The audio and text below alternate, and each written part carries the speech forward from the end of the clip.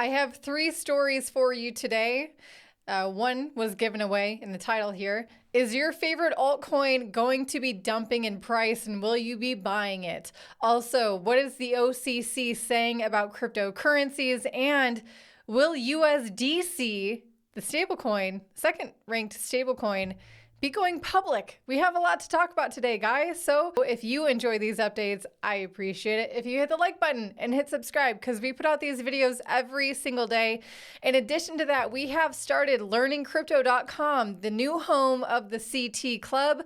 For those of you who are interested, I highly recommend it. We tell you our thoughts on the market. We give you our trade alerts when we are buying and selling our cryptocurrencies.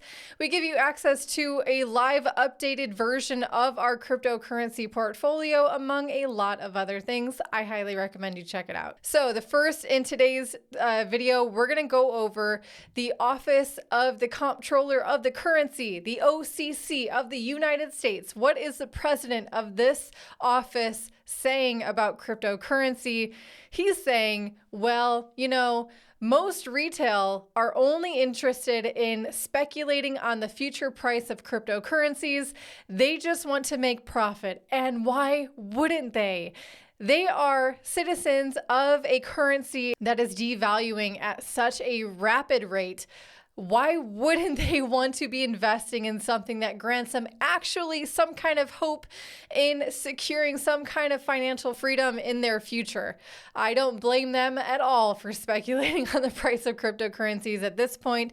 But that being said, he does recognize the value of cryptocurrencies, at least the tokenization of real world assets and their ability to perform things like cross-border transactions, cheaper transactions for things like remittances. As the president of the Office of the Comptroller of the Currency for the US dollar, I think that he should be well aware of the current state of the US dollar and why people might be wanting a plan B. And if you're new to this channel, hi, welcome. We are doing our best to show you exactly what kind of plan B exists out there for you to hedge against things like inflation, against currency controls, and financial privacy invasion. He argued that the main driving force behind interest in crypto from people like us is the hope of speculative gains. Why wouldn't you want to have some gains in your life instead of just constantly being subjected to the secret tax that is inflation? And on the other hand, he says that tokenization of real world assets focuses on solving a real problem, such as payments. He believes that tokenization can simplify fees and hassles in the remittance process. Absolutely right. But guess what? There is more than one use case for cryptocurrency and blockchain technology. I'm glad that he can recognize one that probably they're going to be setting themselves up for their own government-approved digital currency. And for sure, this one is not going to grant you any kind of financial gain. Next up, we have the story of USDC, which is run by the company Circle, which has a lot of ties to the exchange Coinbase and their plans to go public. This has been their long-term goal for their company. In fact, in 2021, I believe they tried to do something similar. And at that time in 2021, their company was valued at like $9 billion. Since then, I believe that the trading volume of USDC since June 2022 has completely capitulated, probably because of some, decisions made from that company.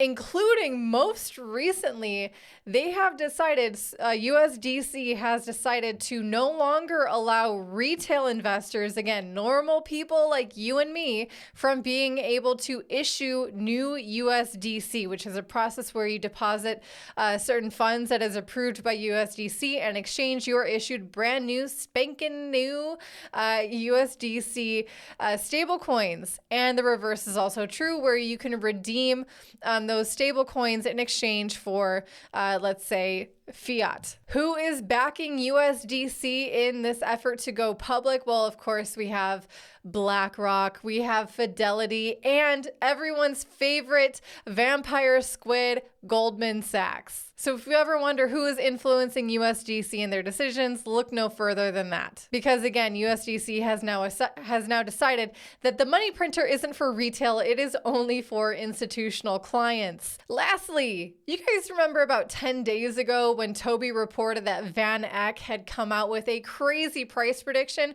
for Solana? I think their price prediction was for one Solana to cost $3,211 and I think 28 cents. That 28 cents is very important apparently.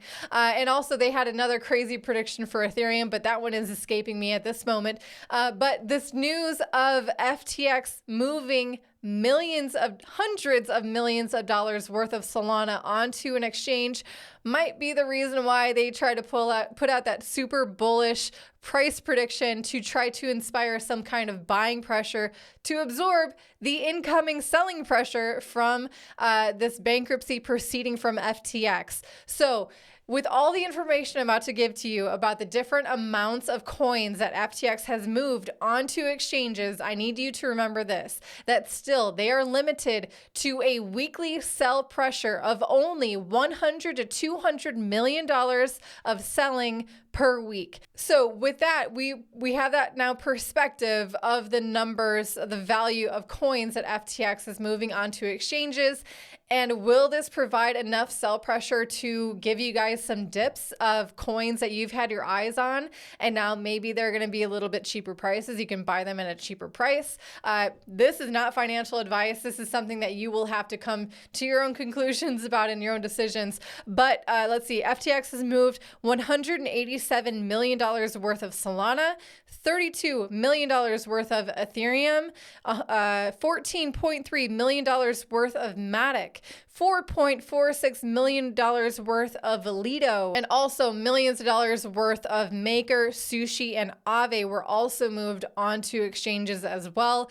Now, they're selling these tokens to make the depositors of FTX whole, or as best as they can. And this is in accordance to what's already been decided by a judge in the bankruptcy proceedings of FTX. But keep in mind that this is just the start. In order to make the depositors of FTX whole, FTX has about $3.4 billion worth of crypto that they eventually will need to sell off in order to achieve those goals. Hopefully, they're going to be selling off into the bull market where buying pressure will be absorbing whatever they want to be dumping on the market so that those who have deposited onto FTX won't be, subjected to more losses than they deserve at this point. I hope that you enjoyed this update. That's going to wrap it up for today's video. If you guys haven't checked out learningcrypto.com, let's just say I highly recommend it. Anyways, hit like and subscribe. We'll see you tomorrow.